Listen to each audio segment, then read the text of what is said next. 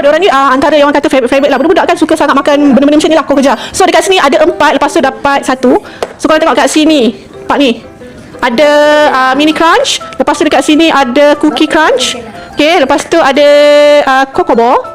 Okay, satu lagi bubble rice. So kita nak try yang mana satu dulu. Kita akan buka.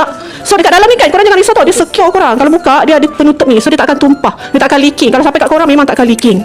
Okay, korang nak try yang mana satu dulu kan?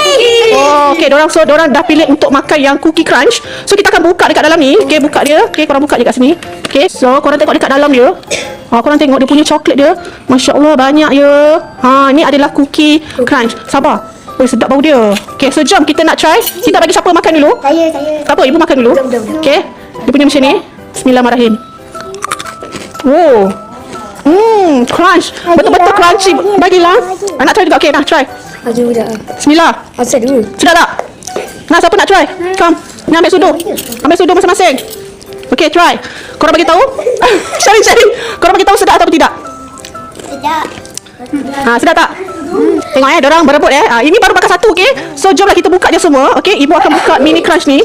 Lajunya dorang makan, ya Allah. Kau tengok belakang tu. Sedap ke? Kita akan try mini crunch. Okay, ni mini crunch. Wow, nampak tak tu? Sebelah sini, naik, kita nak rasa ni. So ni mini crunch.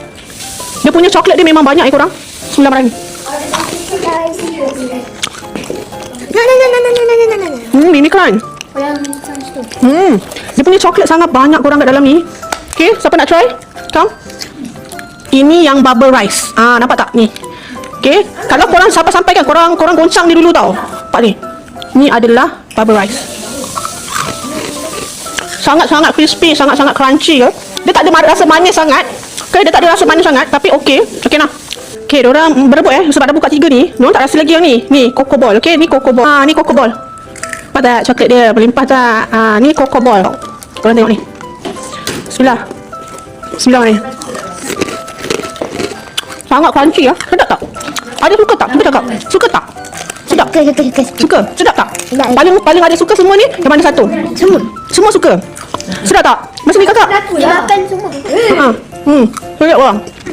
So yang ni, korang boleh tengok kat beg kuning tu. Dapatnya ni pun sama je lah. Nampak ni.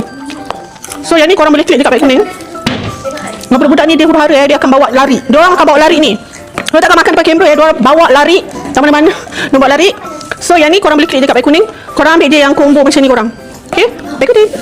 Ini bukan saja kata budak suka, ni warga mas suka. Sedap tak apa? Sedap. Sedap ya? Ni baru ni apa Coco Ball? Ni Coco Ball. Coco Ball. So ni makan. Cuba tengok sikit botol ya. So NA punya.